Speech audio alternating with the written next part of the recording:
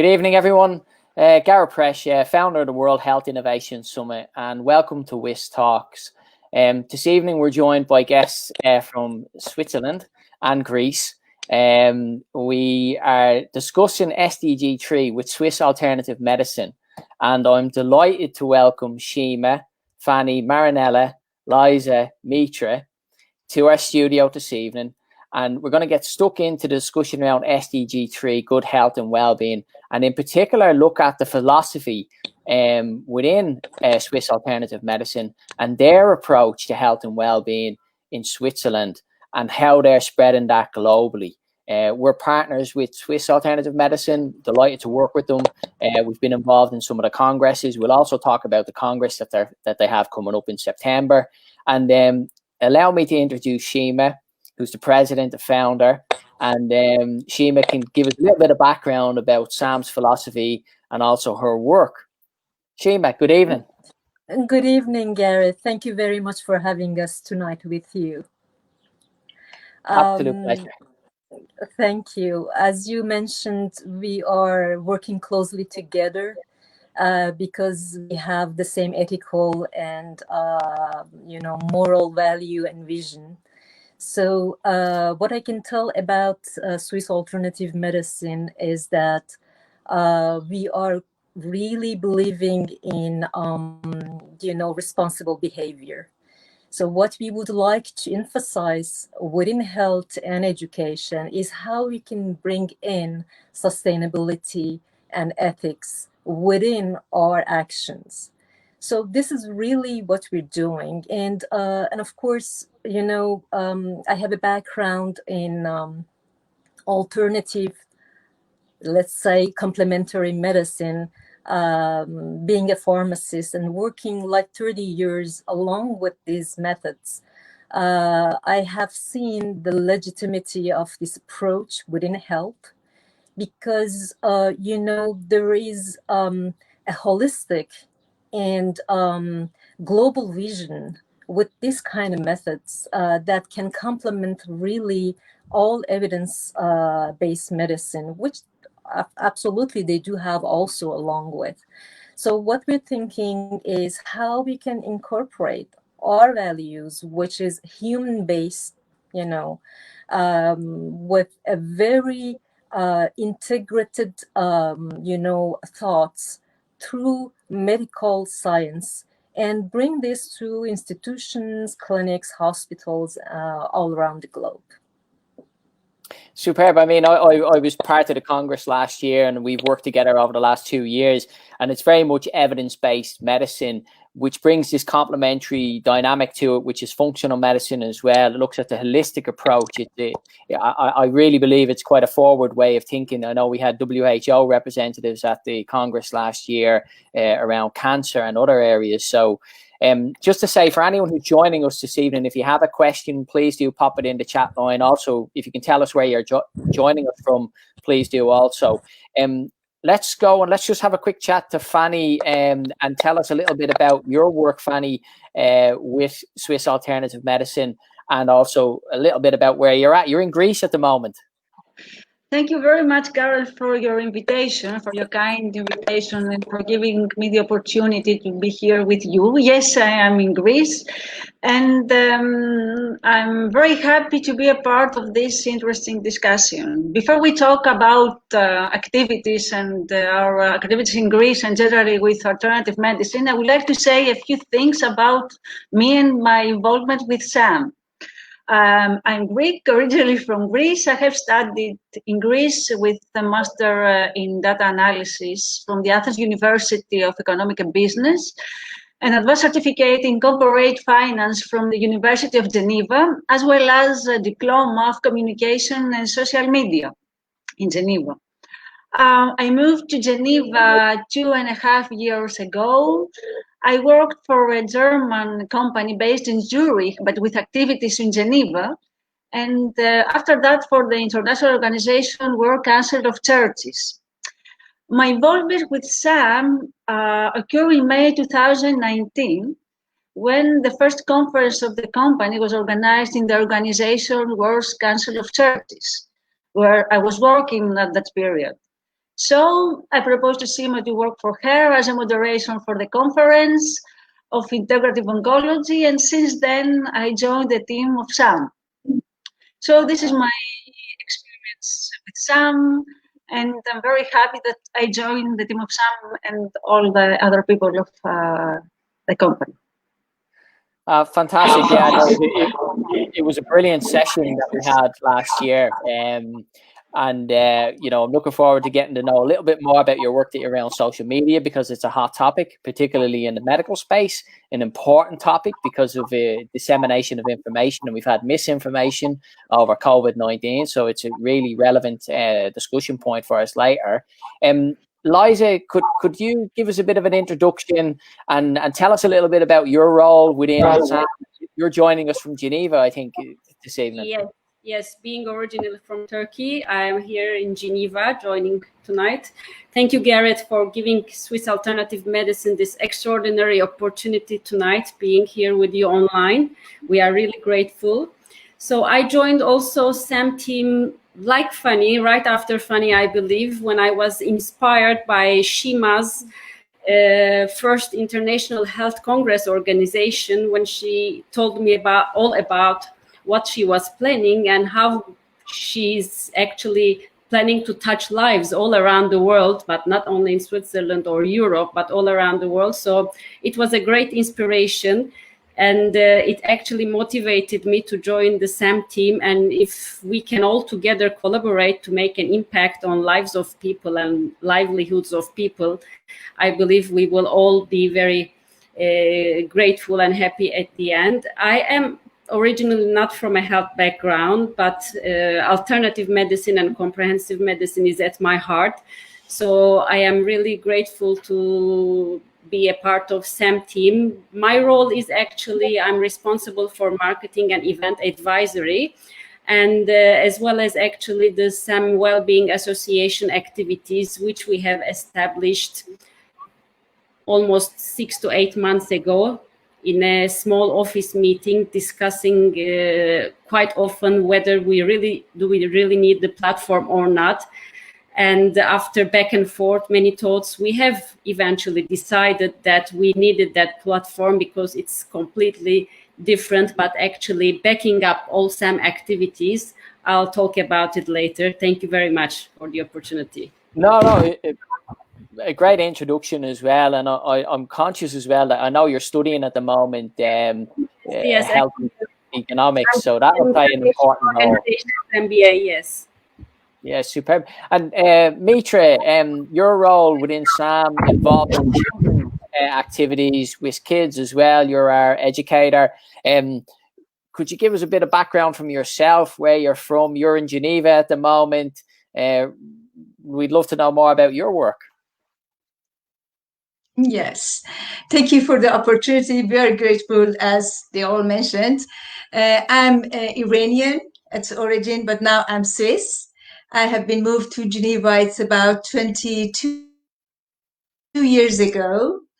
I am a teacher, a certified teacher. I have been working with children for many years, and the high level of understanding I have for them and the ease communication we have between us, and the huge interest that I have for the concepts of life and well-being, this helps me to become a coach in WHISTalks program.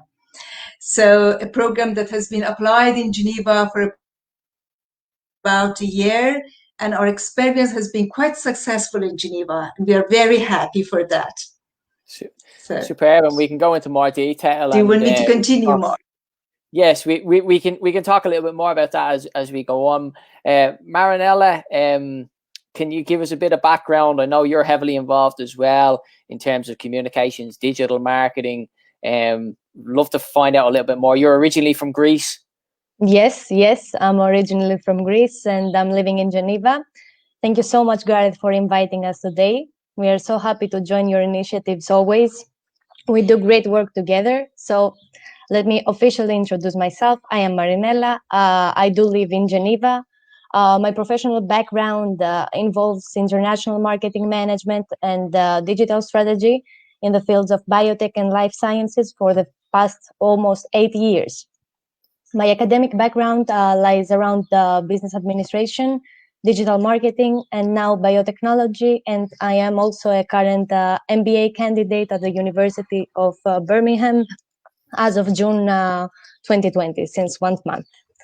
I joined this wonderful team of experts, the team of Swiss Alternative Medicine, around the end of 2019, where the whole scenery, as everyone knows, was different. It was a pre-COVID period. So during these months, we have seen like radical changes related to our work and our everyday routines. When I joined the team, the plan was to hold the upcoming Congress in Geneva in March. And all our corporate activities were revolving around that. After COVID-19 entered our lives as a sudden surprise, we reached a new point where we needed to reinvent the company, the Swiss Alternative Medicine, and the overall way that we were doing business. So I think we have much things to discuss as we go on. I'm very happy to be here with you, and I give you the lead now. Yeah, no, thanks very much. Thanks for the introduction. We've got plenty to talk about, particularly in the space of digital marketing as well, and you know the biotech area as well, which is growing. And Shima, I want to come back to yourself around the philosophy of SAM. It's what I remember when we met in Geneva at the Global Ethics event. You had a very enticing philosophy around a holistic approach. And I think it will come to the fore. You know, you were taking in all the social determinants of health, plus the, you know, shall we say, this approach that it's more than just scientific. You know, you have the full medical side of things, but you're also looking at external factors. And perhaps you could explain a little bit more about what SAM's approach is, because with mental health and well-being is going to be such a challenge following COVID-19 for people. How do you see that playing out over the next 12 and 24 months? Because demand is going to be very high. Absolutely. You know, of course, you know, studying science, I have this need to be scientific too. But I think what we have to address is more than science.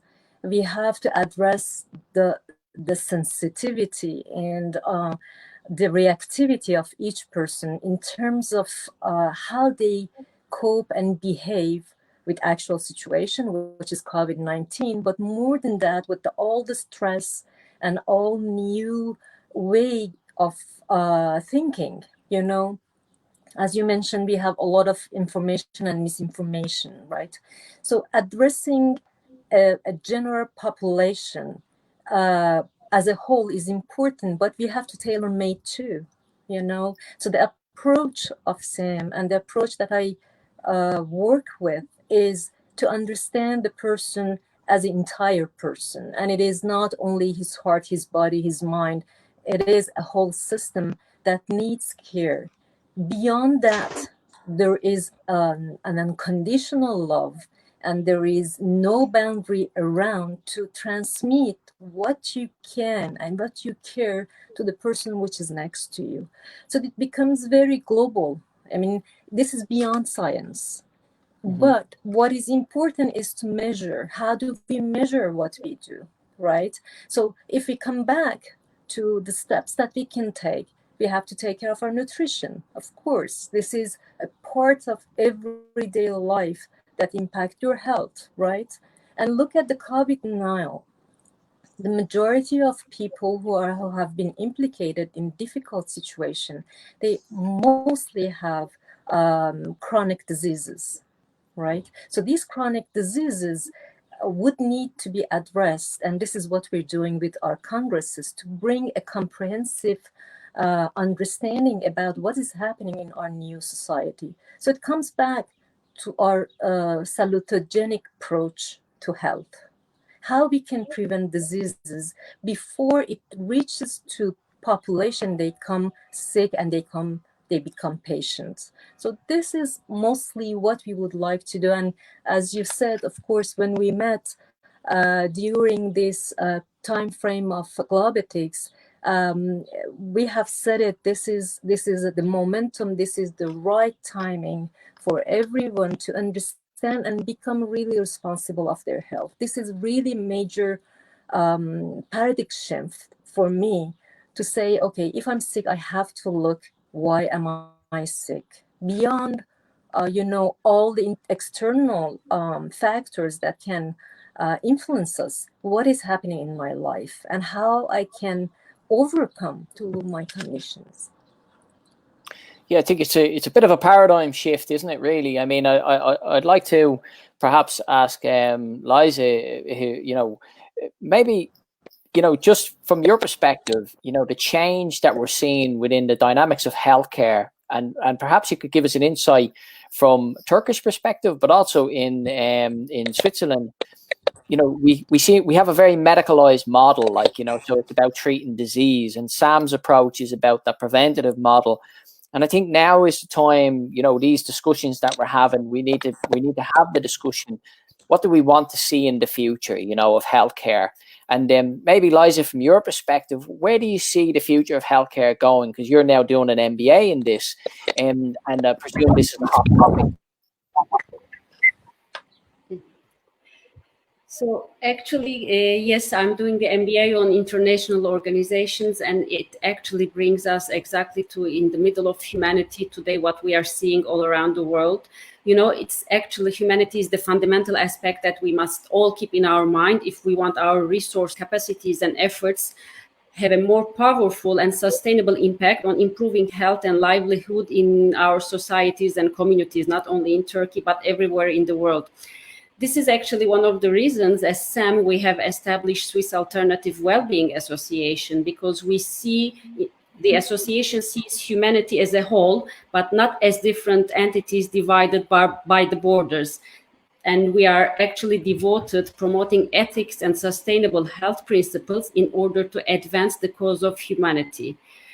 But of course, we cannot do it alone. We need collaboration. We should all have the same understanding. We need to find ways and solutions to share with the world the unknown truth about public health and make everyone actually understand the fact that public health has become a global concern, and it is a major challenge for all the societies, not only in Europe and not only like in Africa or rural poor countries in the world, but it is everywhere. So I believe our both platforms are actually trying to address all those issues, and we believe by collaborating with partners like you and collaborating for our development projects with other entities, because in certain projects we need local partners who knows the communities, who knows what is actually happening and what kind of service we can provide them there, because all alone we don't have that information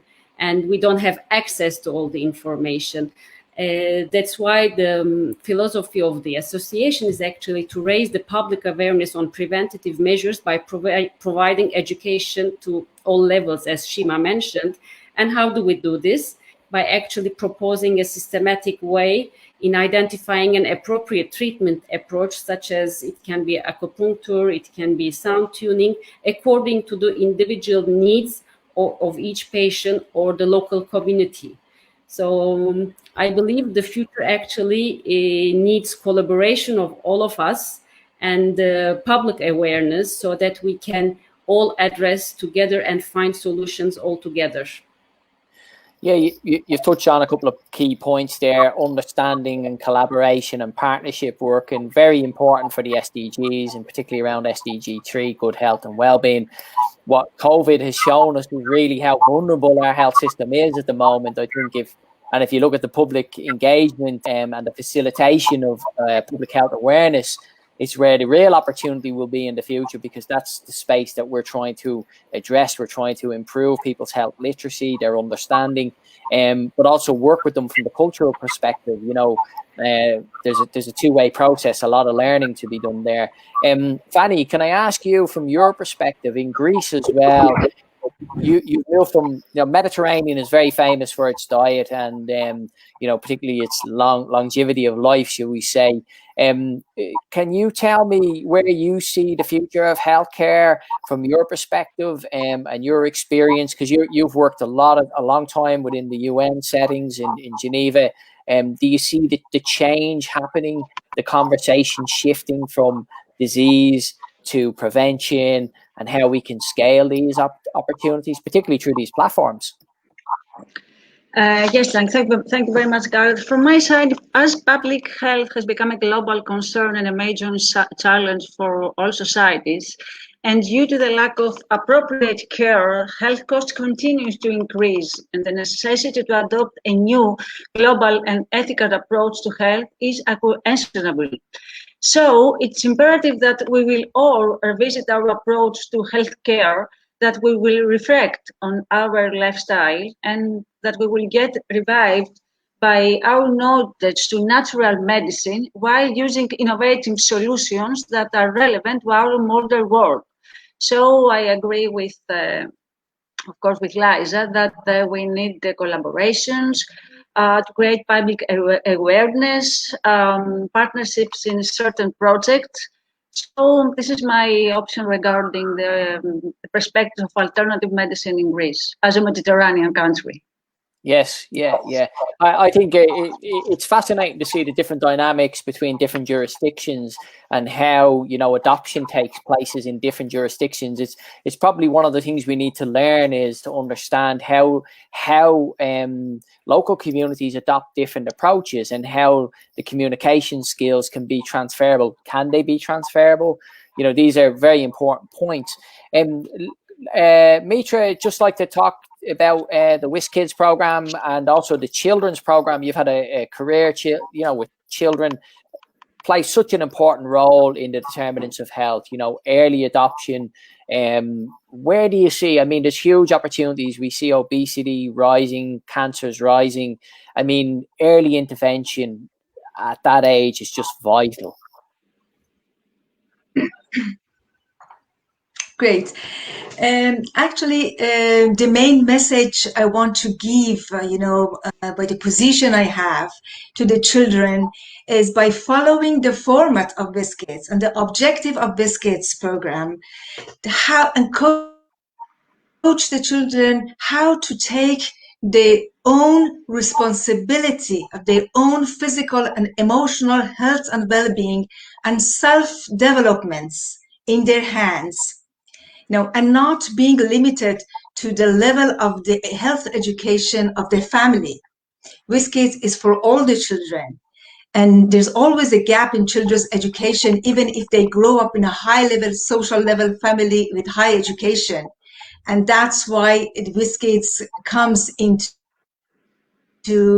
the importance of the WHISTkids courses comes into a play, that this is an academic health and care education in new generation, because in last generation there was no academic health education for the parents of today who were the kids of in last generation. And for the children's today, it's very important as a preventive courses, for the children who will be the adults and the parents of the future. Because the education, usually the education policy, they focus mostly on the level of the education, the academic education. They don't put attention on how schools can promote self-development and health education, social education, because personal, social, and health education, they don't put enough well addressed to the curriculums of the schools, these days. And that's why it's very important to have an academic health education and put it into the school's curriculum, and just for having a structured and formal program at the schools. Yeah, I completely agree. We talk about the words resilience a lot, and if you look at the school curriculums and that, and I mean they do a great job around education and children's education, but it's sometimes the life skills, the development, the emotional intelligence. These are things that are softer skills that are sometimes left to the side. As part of the program is to develop those skills, to encourage children to become resilient, to understand their emotions, so that's a very important part. If I ask Marinela, future, because you're very involved in the digital space, it's going to play an important role as we move forward, because, children are they adapt to digital technology. But I think there's a balance to be had. Perhaps you could give your perspective from Sam's perspective as well, the holistic side of things. How do you strike the balance between too much time on a digital device, where it becomes, it can become addictive, and it could have damaging effects, shall we say, on the children's mental health and well-being. But then there's also a very important part, which is the knowledge side of things. So there's a balance to be struck. Perhaps you could give us an insight into digital healthcare of the future, and particularly around engaging with children and youth of today. Yeah, so thank you so much for that. Actually, in terms of children, it's very important, as you already mentioned, to keep a balance between the time that we spend with children in a physical presence and having direct interactions with them, compared to the interactions we have with them on the screen. Because we need to maintain a balance, we need to put a limit on how children are getting used to using modern technology without getting addicted to it, because this is a very sensitive age. Then we need to respect it, and we need to handle it very, very carefully. So in terms of digital transformation of our company and digital health, I see a huge opportunity rising, especially in this era that we are living, because I'm going to talk from a business perspective, and business people should always need to find a way to adapt into the new normalities, into the new data that are given to us. So the COVID period was a great opportunity for us to sit down and strategize accordingly, and see what opportunities do we have, and what we need to do in order to shift our activities into a digital environment, so we can be able to reach all of our partners, our customers, the global communities, in order to deliver the message of sustainable health and well-being all over the world. And this is a very big opportunity for us, because previously it was not so easy to reach all these people in communities. Now we have managed to minimize the geographical distances and all the costs related to those distances, and maximize the value created and delivered to these communities. And I believe that this is a milestone for us. So I see that there are many things that can arise from this opportunity. We have already launched our global educational platform, our digital education platform, and we have implemented several programs in healthcare and education. Our online congress is going to be streamed online all over the world. This is also a shift we needed to do due to coronavirus, but this will give access to more and more people.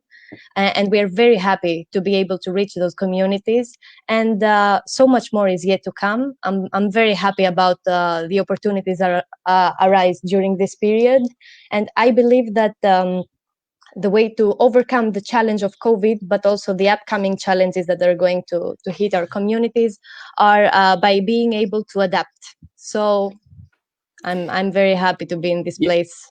I totally agree. I mean, you've got to adapt, you've got to change, you've got to move forward. Digital technology is going to change a lot of things as we move forward. We need to also change our whole models around how we engage and facilitate community engagement. The value proposition as well needs to change in healthcare. It's got to shift from, as I said, as we talked about disease, to prevention at scale. We need investment to flow into that side of things, to value all this valuable work that's been done, all the online forums. We have to find out ways and means to generate the income streams to maintain those, because they have huge value. Shima, Marinela just spoke about the Congress that you have coming up. Can you tell us a little bit more about the ambition there? You had a fantastic integrated oncology event last year. We were very grateful to take part in that event. Tell us a little bit about this year's theme. It's focused on mental health and well-being, and maybe give us a bit of an insight into what we can expect in September. Of course, Garrett, when we finished with the first Congress in Integrative Oncology with more than 35 international speakers, I mean, we built this up like 6 months. The need was there, everyone jumped in, and thank you for your involvement too. At that time, we have decided that this is the moment that we have to address mental health, not knowing what is going to hit us. It's almost about a year ago, right? So having this in mind and following non-communicable diseases, right, we wanted to evaluate 3 areas of mental health. One of them is children's trauma. So we're going to talk about children's trauma, and actually the association got birth from this idea because we want to have a practical outcome for our Congress. How we can just talk about children's trauma and go in the field and practice it. So having said that, we have come up with a project which is called Heartbeat, that we are partnering with other groups. And this is about Nepalese children who suffered from, the earthquake of 2015. So some of those children, they lost both parents. They have to walk like 3 hours to get to schools. They have pain all over their body. So these are traumatic situations, right? So we wanted to also understand how we can address this kind of problem without using products. Is it possible or not? Right? So we have come up with some ideas, and there would be 2 pilots closely in November, and we assess 6 months later because, we are a Swiss company and we do like qualification and standardization. So we do measure and we try to assess. So if this project would be successful, then we can scale it up for any countries, for any area without any problem. One thing that will happen is that the locals will take responsibility. We will, of course, teach them how to take care of those areas, and it will become an autonomous, system for them to apply. So this is for children's traumas area. The other area that we would like to address, which is, touching everyone, almost everyone, is burnout at work, and of course, burnout at home, that we don't talk that much. How many women, how many parents, because their child or some of their loved one is sick, are under burnout. So we would like to address burnout in different angles, and also we talk about not being happy at work. What does it mean if there is any pressure, if there is any mobbing or whatever it is?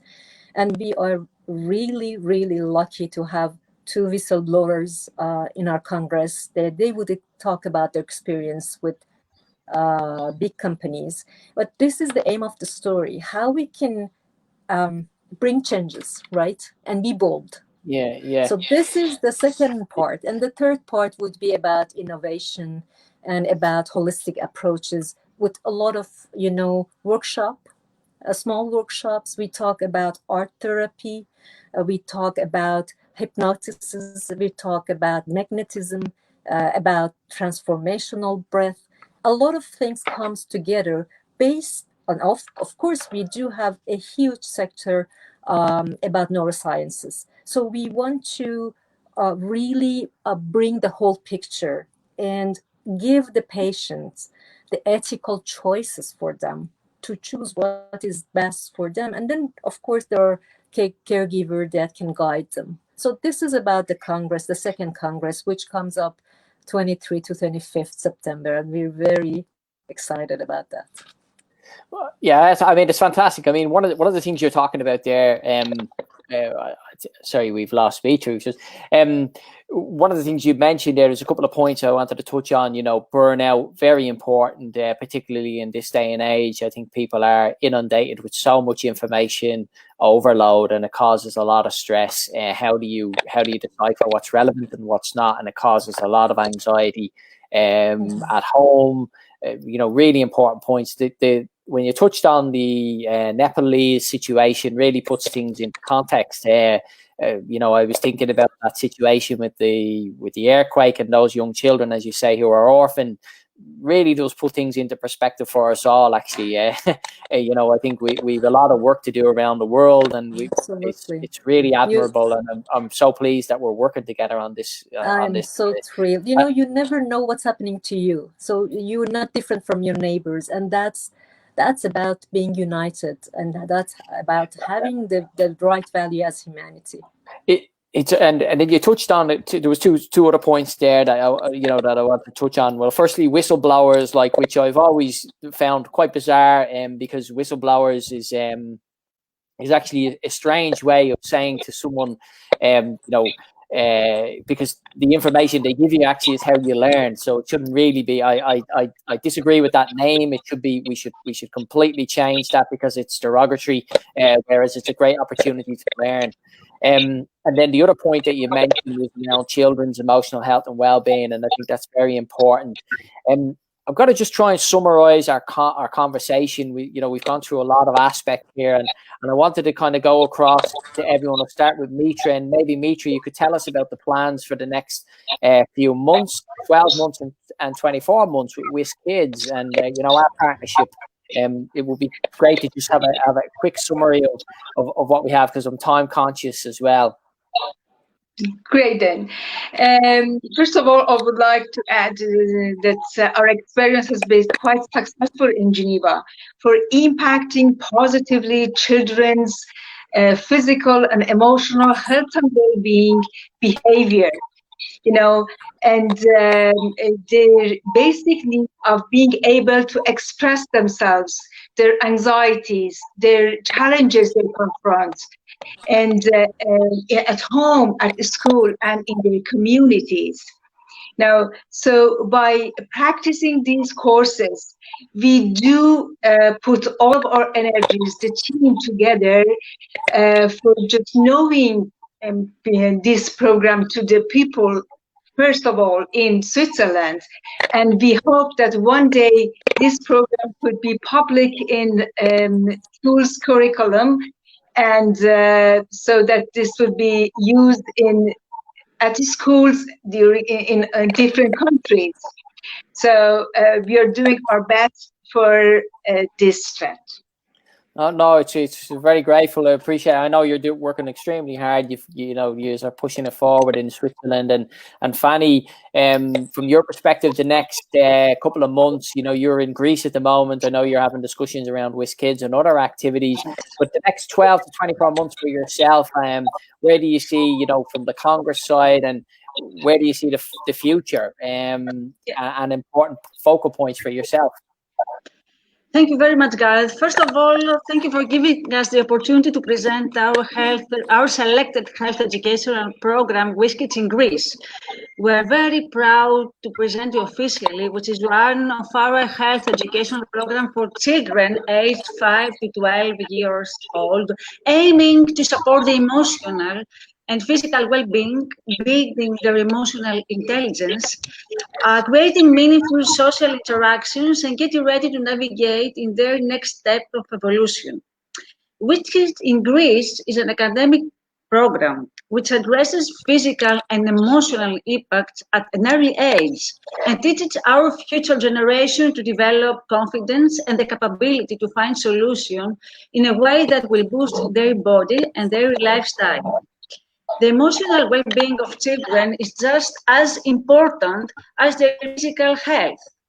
Good mental health allows children and young people to develop the resilience to cope with whatever life throws at them and grow into well-rounded, healthy adults.